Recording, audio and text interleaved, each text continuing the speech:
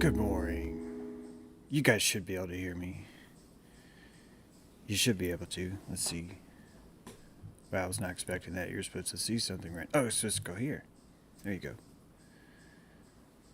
I definitely need a sound check, please. I am back on a different station right now. In fact, if I do this, you should see me. Hello. Good morning. Thanks for being here. I have no... Yeah, okay, great. Welcome to the show. I am actually nervous right now. And took a little advice from the chat. Had a nice deep breath. I haven't been nervous in a long time. It's a very awkward feeling. I'm on a different station. I haven't cut my hair since the fall. I haven't had any grooming done. I could not find wardrobe. There's going to be a very loud dumpster coming. There is the centering is congealing. I'm truly alchemizing this moment. I don't even want to get rid of it. This is what it feels like. Yeah, things are changing. So yeah, thank you, Amaret. Appreciate that. It is kind of dark. It's very dark, right in here, and that's a. There's such a. Oh man, there's such a dark thing about dark, right? It's like, it's hilarious. Anyway, that's also part of the nervousness. That's all part of it too. And so, yeah, we're going to do this. I actually have a pretty freaking good show for you. I have the Hummingbird camera back on. We'll see if we get any biters. There actually was one during the intro, but I would have had to have broken the music. And if I end up using this station, then we'll end up doing that. Yeah, I agree. Chill. It is all good. I appreciate that. But I also want you guys to know that's a tactile, real sensation. And anytime we catch the pheasant in the woods, the first thing we must do is go, holy shit, I can see the pheasant. It's such a rarity, right, to find the Quetzal bird. And so I think that's just what you're looking at. Yeah, and you see my new deck. That's right. Some of you guys have noticed that. There's a new deck there. And there you go. What did you use for a spacer for the deck boards, James? The Force. Used the power of alignment is what we used. And the most ancient markings around, I think we call them inches, but really they were sacred cubits. So, yeah, can you guys hear the crow? That's awesome. He's been around all day. It's been great. All right, so enough of this rumpus, right? I was noticing, so the audio's good, just making sure. If there's great time to complain right now. So I was noticing this video, the CEO of Pfizer, Albert, I'm gonna get his name right, Albert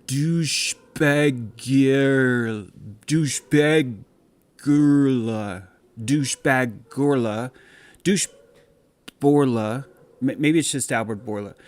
He had this weird frog neck thing that keeps happening. Like legit, it's like a legit, he has this frog neck thing.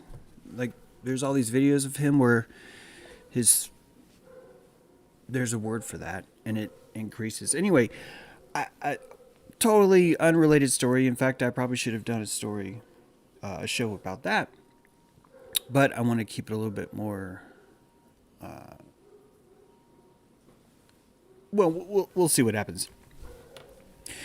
This talk has 161,000 views and only 752 likes. And comments have been turned off.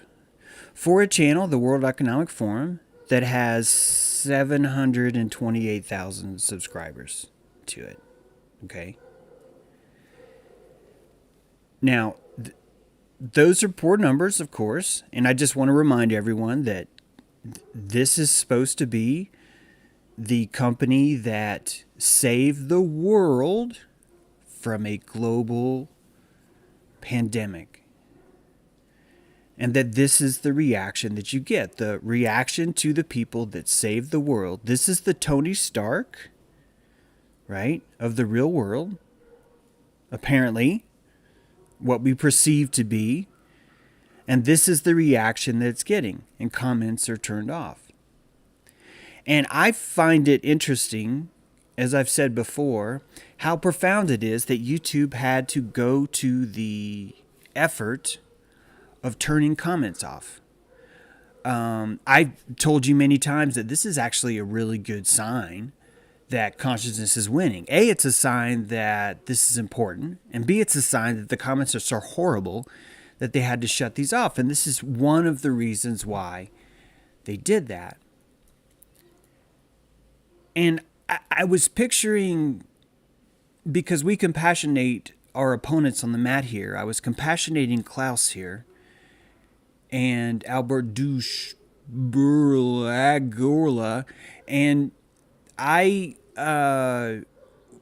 found it profound that with them having the control and the wielding the power that and influence that they actually have, that they too, at some point, have had to make it clear that we have to have suppression of dislikes. In fact, these two have a conversation about how they are both victims of conspiracy theory, right?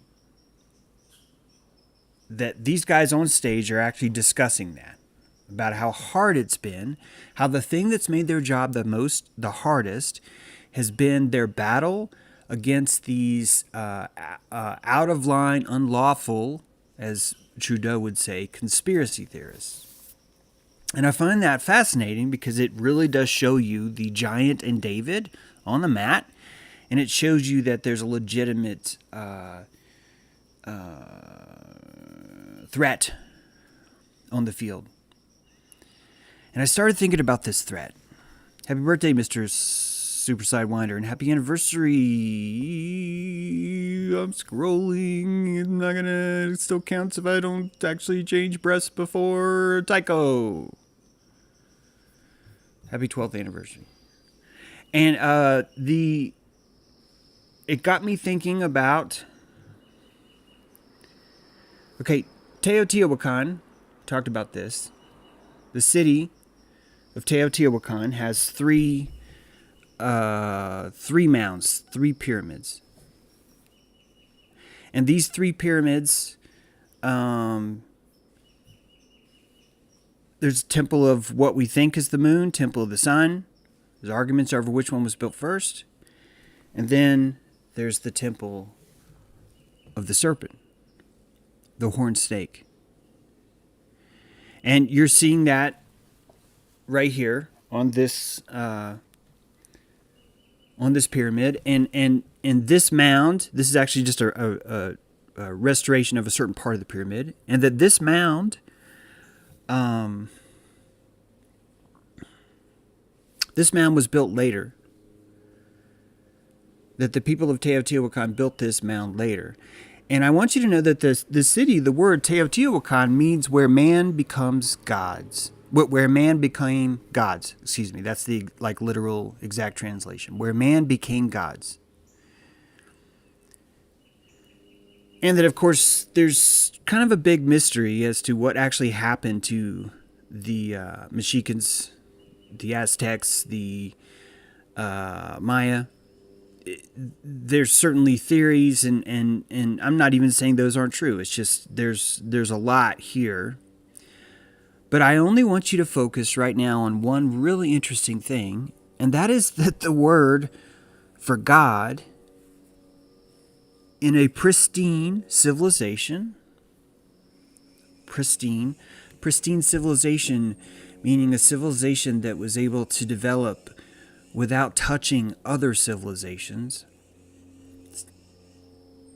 And that the word for God or Lord is Khan. Khan. Teotihuacan, where man became gods. Khan. Khan. Khan. Okay?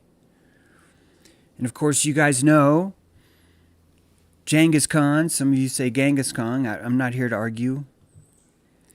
But you know that there is this Khan. The meaning of Khan is title. And that this, we think, originated from Turkey. And Mongol means chief or ruler. Teotihuacan, the place where man became gods. Khan, Teotihuacan. Now I want you to take that over into the world. Why is... Holy shit, that's confusing. I want you to take that and add it to the word sensu, consensus. And that sensus is a noun meaning perception. Perception. Khan, perception. God, perception, consensus. And I want you to use your animistic compassion, please.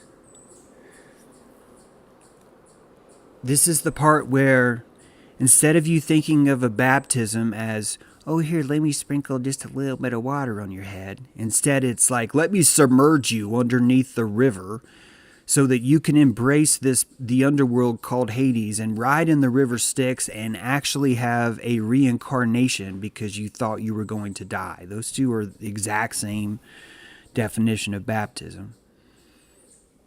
And one is a volume of 0, the other is 11. And I want you to do this exact same dial turn with your compassion right now. And I want you to analyze the world itself. And I want you to think about the Khan of perception, the God of perception, of senses. And that this is a living God that is here right now in the room. And that this God travels through the serpentine horned snake that creates a symbiotic parasitic relationship with you where it drolls out wisdom from a drip emitter and extracts your authority as a sacrifice to the Khan of Sensus, to the Khan of perception. And you do this every day. We do this. I'm not convicting you. I'm telling you that we do this when we seek consensus. That you and I seek this Lord of consensus, of khan-sensus, the Lord of how things will be perceived. And I want you to understand that what these people are doing is also making sacrifices to the Khan of Sensus and creating the necessary offerings that give this sun its new life. Sun. A new sun is born. The Mexicans have this continued battle of failed suns. That one of the gods says, well, I'll be the sun. And he kills himself and he goes up into the sky and he just doesn't have the amperage. Then two more try, but one tries too late. One comes in and suffers guilt. One said he lacked the courage to kill himself completely. And so now there were two suns, and it was burning everything. But the second sun, because he waited, he was had an eye removed, and that eye made him the moon. And then the third sun came, which was stronger than all of them, because it was enough to cause a people to grow, but the sun still did not move. And that all of these suns have been recreated every several hundred years, sometimes longer. And that this living animism that's been here the whole time is still here. It's still in the room. You and I are still watching it work. We're watching the sacrifice on the pyramid happen. But because we've created this perimeter of materialism, that we've de-animized what's actually happening in the room. And in the room is this consensus. And this was a fledgling God. This was a God that, oh man, that was created in the backs of democracy. Karl Rove explained that reality is created by government. And he wasn't wrong to say that when government comes out and says something, it becomes true. It actually becomes true. Oh, I almost had one. And that it's shaped and curved by reality itself. This is the birth of the jury, believe it or not. That from as long as the Magna Carta, there's one, that from the time of the Magna Carta, we had the birth of the Khan of Sensus and the concept of jury. That even our first sense of justice created this Saturnian god called consensus, and that consensus held the power of life itself to convict and destroy a sovereign individual. That this living God is inside our plasma. It's written in the scripture of our laws. It's all around us. We cannot deny that this is not here. But we have been denying that we can see it. The truth is always in the room, even when we don't see it.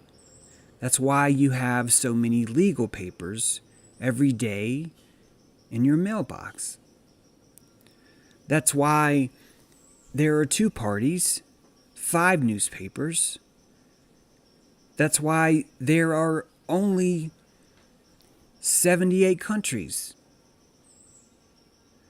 The consensus is built into every piece of reality that we see, even the pieces that we deem as good, even the pieces that we think are important.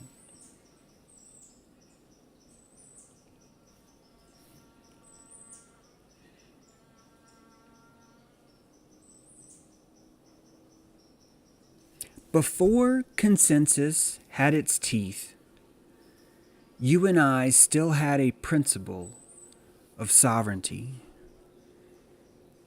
It was built into our blood, and it was drained using the power of PR. In 1667, William Penn was on trial for preaching his Quaker faith in public, convinced the jury that as Englishmen they could refuse to convict because they thought the law itself was bad. This is the threshold, the event horizon between sovereign and slavery. I have professed many times, given many affidavits of evidence through the historical narrative that have showcased over and over and over again that there is an outward fetish in society for slavery, a prana economy that ends up feeding and serving us. And that force itself is khan-sensus. And it is a new idea. It was such a new idea that before there was even government, people like William Penn were constantly saying, the law is below you, not above you. And that you, as a jury, are more sovereign than the law itself. There are authority levels. And the majority, the consensi, is down here, and you are up here. The Native Americans, what we call them.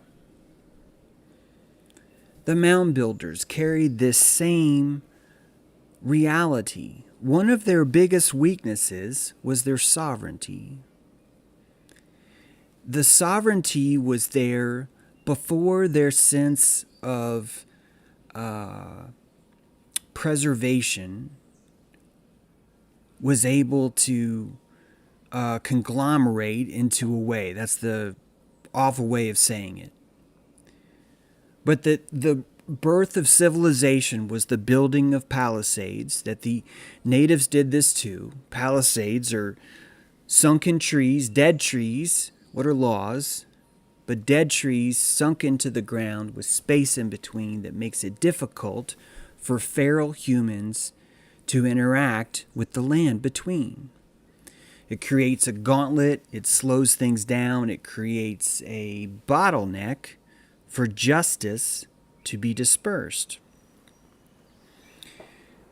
Every time you create this bottleneck, you create consensus.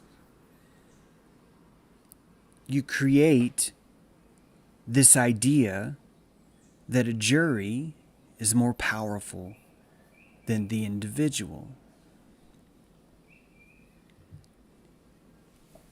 In 1794, John Jay, the first Chief Justice of the United States, affirmed that it is lawfully within the jury's power to disregard laws that they do not agree with or do not think should apply in a particular case. For 150 years, this was completely built into the fabric of the individual.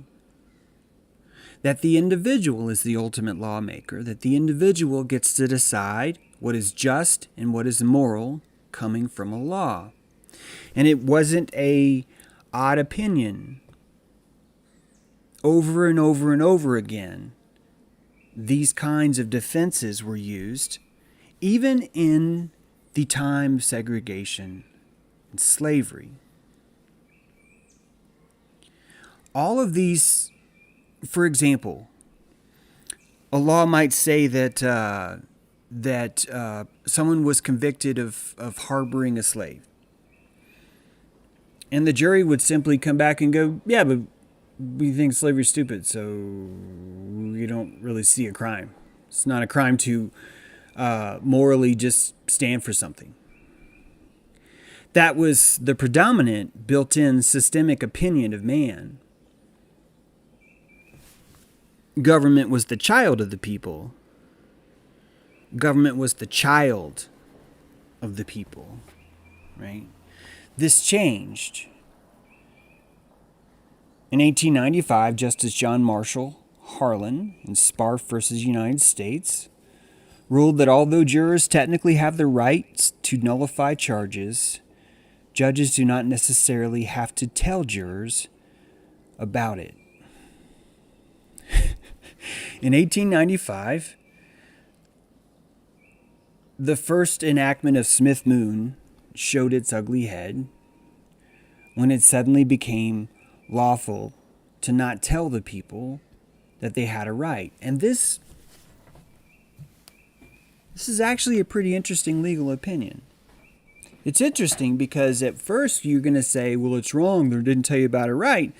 But it's also right because it's setting up a system where government is constantly having to make sure and bequeath power to the people again. And this is, I think you're about to see, is part of this faulty kind of system. A judge can even prevent a defense attorney from mentioning jury nullification. What is jury nullification? Jury nullification is the idea that a jury, as I just said, can declare that a law is just stupid, that it's immoral, it's irrelevant, and we just don't want to enforce it. Therefore, this person could be guilty, but we're still passing not guilty, and the reason why is because we think the law is stupid.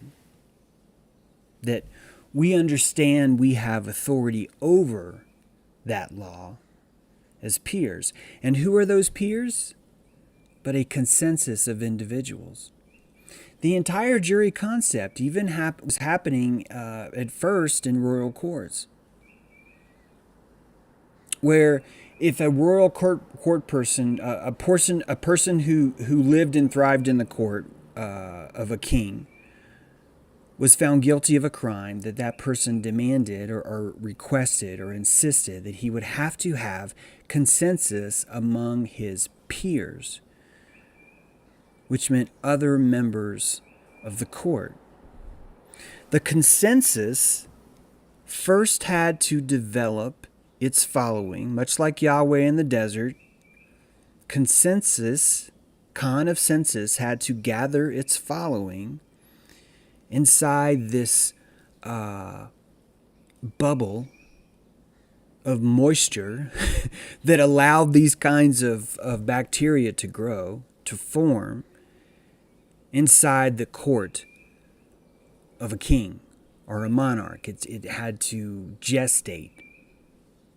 That this Lord Khan of Sensus was gestating over time.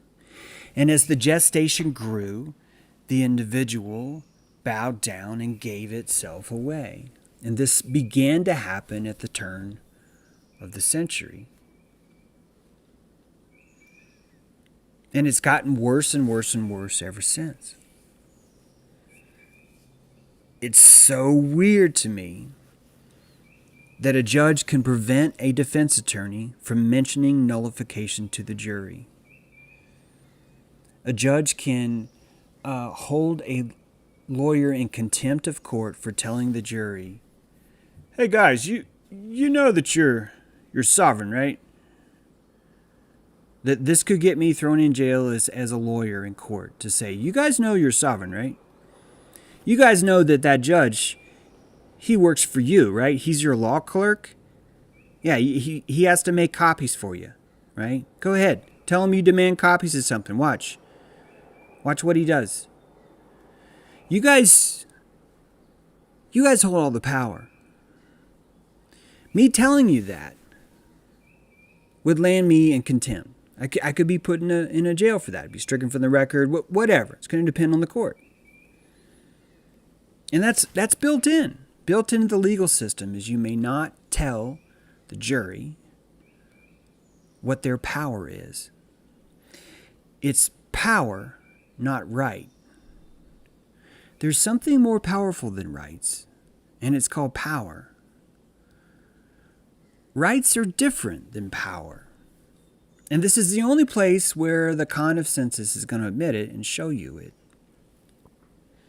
Judges have an affirmative duty to prevent nullification.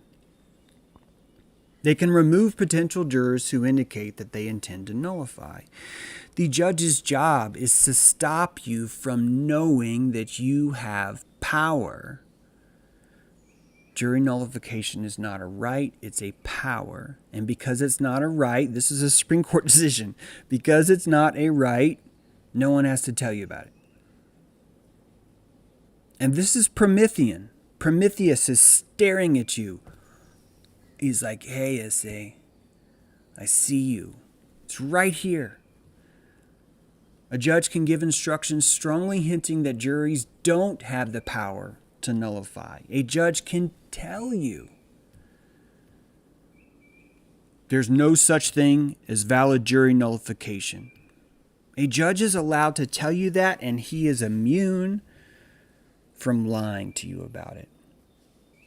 He's unable to face consequences from it.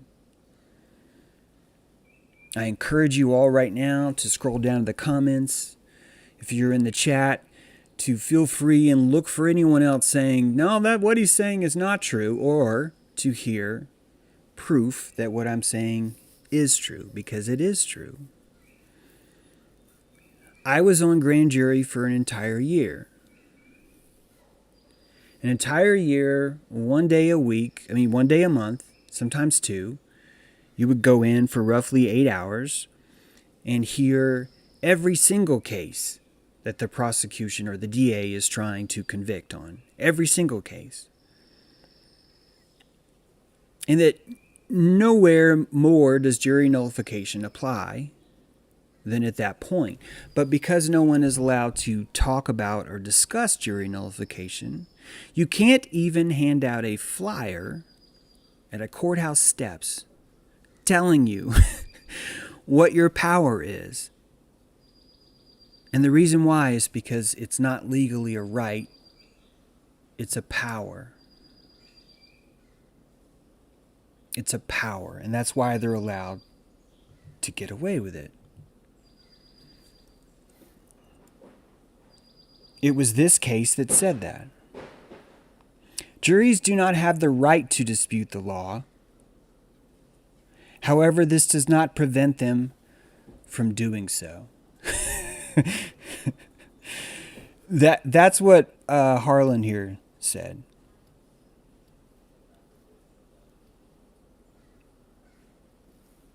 And the people followed suit after that. Do you know why? Because the people didn't want to hold on to their power. People only wanted power if they were given it on a flyer before they went in. People wanted a judge to say, here's your power. Here's the power that you have. Oh, hey, bailiff, can you bring that power in here? Yeah, hi, here's all your power. And that's not how power works. No. No, that's how rights work. Do you see the difference between rights and power? Because that's where the Khan of Sensus came in. The Khan of Sensus is your very clever, and mine, very clever prawn economy to give away our power slowly through the absence of nullification. That simply by us lacking the vigilance to nullify these laws, they'll simply build up.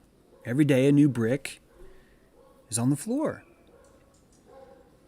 And every day that you forget or you run out of time to not pick up a brick, now there's one more brick. Government can outlive you. They can wait. They've been waiting this whole time. And this is the Khan of Sensus. This is the rising of the horned serpent. And it's only going to come out of consensus. We already have that now. Well, 4 out of 5 dentists agree, James. The Colgate fights cavities. 4 out of 5 dentists, James. Come on.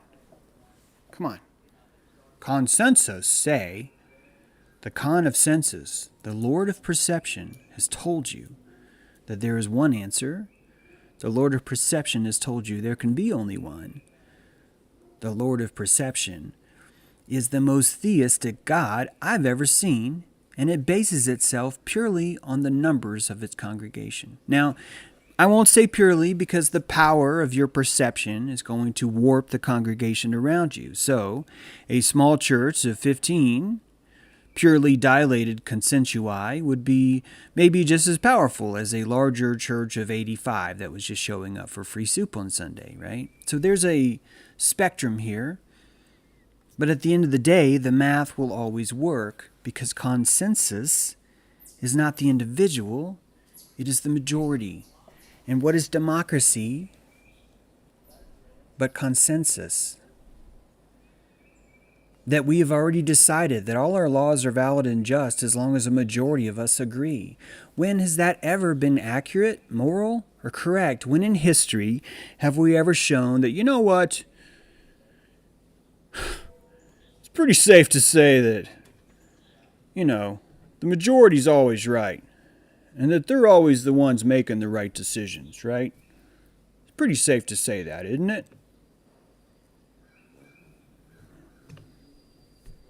All right, now I got a squirrel and a hummingbird. Okay, I'm going to work on my camera skills here. Oh, there's the squirrel. He's now on the ground. Now he's on the chair.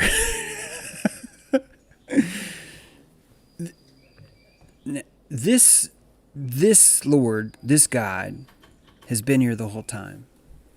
And because of how pious we like to think we are, we insist we're not worshiping him. But it's built into every single thing. Did you realize even to fly, even to run, to get into your car and go requires consensus, requires permission from the God of consensus as to whether or not you can travel, requires an offering to the God of Insuri. Insurentio is required. These are living gods because they're taking your living energy. That's what makes them living gods. Theism is the idea that God is maybe outside the world and comes in every now and then. And we have that view because we don't like to think that God's in the room with us. But God is in the room. You know that. You know that. And this is how powerful we are. That we will build temples to these serpents. And we will sacrifice our children in exchange for the favor of what? Consensus. The favor of consensus. And a global pandemic treaty is being built on this very same back of this God.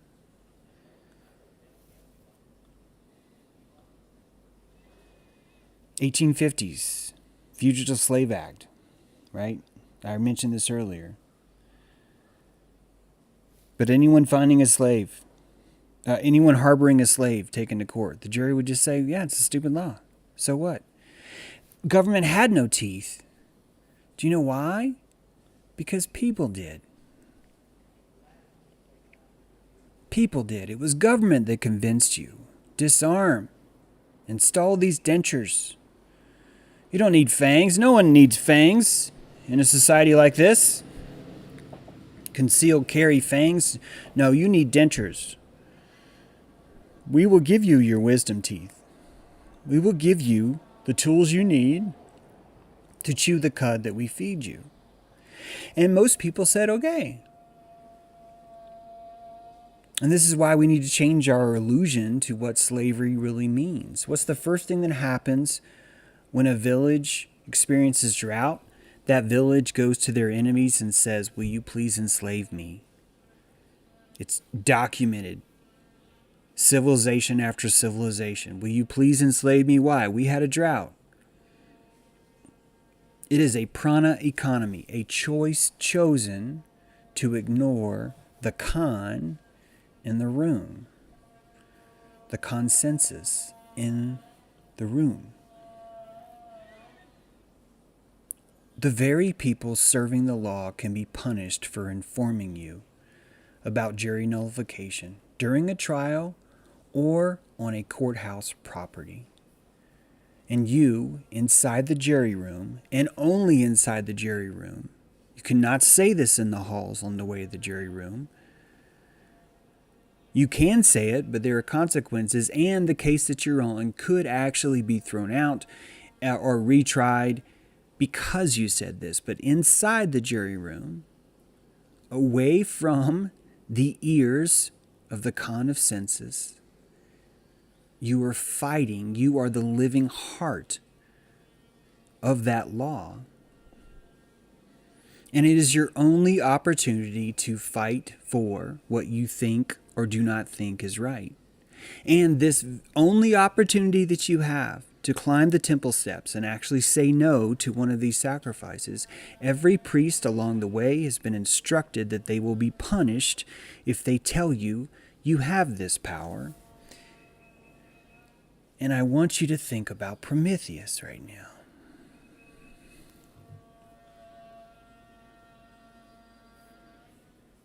This is the story of Prometheus. The legal reasoning for this is jury nullification is a power, not a right. You are the sovereign. The jury is sovereign. the judge is just an acolyte. Think about it. Prometheus steals fire because God cannot give something that must be claimed. And what does Prometheus do?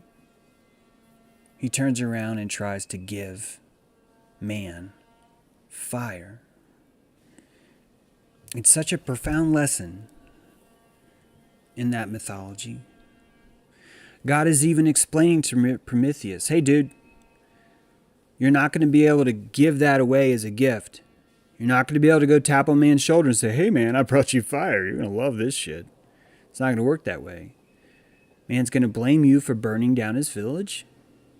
Man's not going to have the responsibility to own that power. Fire's not a right, says God to Prometheus. Fire is a power. And the only people that God wants holding that power are the people that can claim it. You have to claim it for yourself. And everyone around you will have their liver eaten out by an eagle if they try and tell you to do it. All of the juice has to come from you. Every bit of that battery has to come from inside you, inside us. This is a direct affront to consensus. You are stealing the fire from the Khan of Sensus. And it is the only way to hold it. And you cannot pretend that you can figure out how to give it to man where God could not. This is the folly of Prometheus. Was Prometheus truly tortured for taking fire, or was he truly tortured for trying to give it to man instead of waiting for man to take it when he was ready? It's such a profound mythology. It's dripping with truth like none I've ever seen. It's all right there.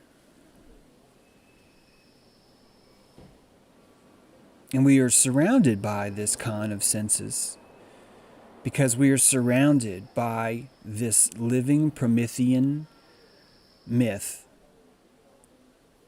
burning inside reality. It's everywhere, this truth. It's such a beautiful story, too. And it takes you out of the Old Testament and New Testament because obedience will never be able to lead you out of the wilderness. Prometheus is anti-obedient, is a-obedient, I-obedient. His obedience is there, but it's an obedience to himself. Taking the fire means I am responsible for everything I burn, including my fire that keeps my family warm at night. It is the vesseling of the ship. It is the leaving of land and being self-sufficient on the water. It's such a profound lesson, and it's just right here in front of all of us. Right here.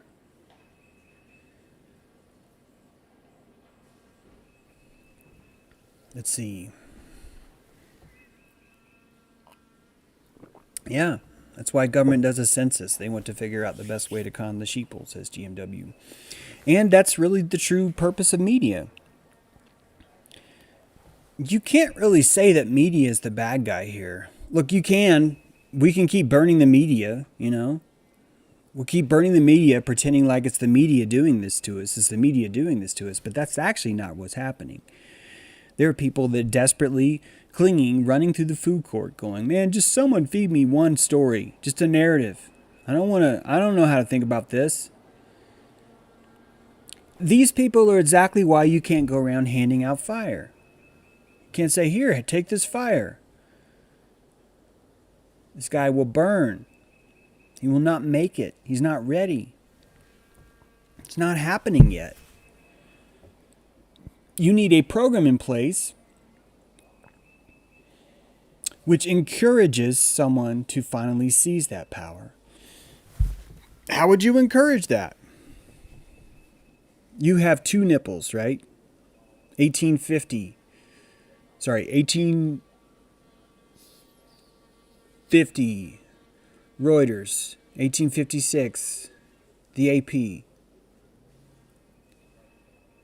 Two nipples. How would you encourage people to become a Prometheus? You can't hand them the fire. You can't do that. They're going to call you a mass murderer. They're going to call you an arsonist. So you make them nipples sour. You inject shittier and shittier milk in that system. That milk requires so much effort to find any kind of nutrients out of. It requires 72 witch prickings. 72. It requires 12 years of indoctrination camp and then 4 years of debt after. And that's just to be called a bachelor. It requires an strict adherence to telling strangers, thank you for your service, who've been paid. Nothing is volunteered. It requires a deep allegiance to a house of charity that wants to charge you $600 for a bag of saline. $600. The system will keep getting worse until people grab the fire. And they own it. And they burn their shit. They burn their own skin off. They roast in the pure burning embers of their own power. And it burns so much that it consumes them. The only other place for this energy to go, look at any electrical circuit, the only other place for this energy to go is into the Khan of Sensus.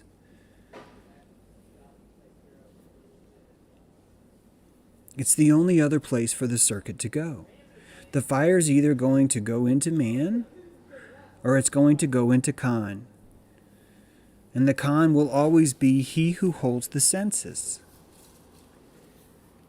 He who controls the senses. Everything's here. Everything you have to do is here. Everything we have to do is here. And the mind control will continue until sovereignty improves. And the Khan of Sensus will grow larger until sovereignty improves. Do you realize that the entire justice system could be destroyed overnight if every single person in America was simply to watch a 5-minute slideshow about jury nullification? That every single victimless crime, of which 50% of all incarcerated people are guilty of, would be obsolete. And you don't get to say, the state is oppressing the people. You don't, because you know what happens. You know what happens when, false alarm, you know what happens. Yeah, well, Tower, we got a hummingbird coming in vector 2 out of the west, but he appears to turn his cloaking device over. You also have to admit that just when a land suffers drought, the first thing they do is go to the other land and say, will you enslave me? And that even a large percentage of the population that is incarcerated, more than you would want to admit, the exact same percentage of friendly fire in the military that we do not admit, that there are people who want to be enslaved because they have suffered a drought. The aperture of the sun is too much. The perception is too large. They need a lord of perception to tell them what to see, and they will vote for and congregate in the church of the one who gives them the kindest story that makes them feel the most detached inside a world that they've been promised is not real and that is not everlasting. That is the only way you can get certain consciousness to even function in this world, is with a choice between red and blue, a choice between this judge or that judge. And at no point are you ever expected to have power. You are only expected to have your rights, and they are to be read to you by the very people that are allowed to lie to you to pull a false conviction. Those same people, guys, 25% of people in the Innocence Project who were overturned convictions from DNA evidence gave a false confession. That is showing you consciousness, and it is showing you the Khan of Sensus and where he thrives and why he thrives. It is an egregore in the most real sense. It is saturated in the mail and the paperwork that you get in your mailbox every day. Your mortgage is tied to it. Your house is built out of it. Even if you own your house, it's built on a paper tiger that follows this same Saturnalian consensus, except for one difference. We're now being run by people that don't want that power. I won't say run by. The blender is mixing a lot of chunky ice. The vitriol blender that we have has a lot of curd. And that curd is the same system that is feeding that egregore, right? And more of us, I know, are awakening. That's why we have words like conspiracy theory. That's why we have those words. That's why they turn comments off. And that's why we have this mythology that is so profound that thousands of years after it's written, you start to really understand and apply this deep truth that it's saying. This deep, profound lesson in aperture consciousness that it's giving you. And this same word, Khan, synchronistically crossing oceans and thousands of years, and both meaning God. And to have that same God always in the room right now suddenly brings the Mexicans into this whole new light, suddenly brings even the story of Odin back into this conceptual idea of a Promethean taking of power, claiming of power, not rights. And that rights really are this sort of training wheels for power. And democracy is this fetish for those training wheels, isn't it? It's a wanton fetish that's just playing itself out in our neighborhood. And I say have fun with it. You know, it's consciousness. That's why I like humans. They're so clever at worshiping consensus in broad daylight while insisting that they're a theist. It's hilariously complex. And it's right there. Anyway, that's all I got. I hope the sounds worked today. Hope the show has been good. And appreciate you guys. We'll close it out. I am so sorry to say that I do not have the closing credits out. I'm just going to play the horse, but there's no credits. It's because, wanted to see if, I would love to know if anyone that was hearing the mic issues should be totally gone, right? They should just be great. So let me know if that's it. So if so, I'll be here on Friday, and we'll get the credits on this machine too. Back from Windows over to Mac here. So anyway, thanks for being here, guys. The nervousness is so weird, man. It's just all this. I'm really. It's like it's like my pants have been down the whole time, and they haven't been. I'm gonna take my pants off for a sec.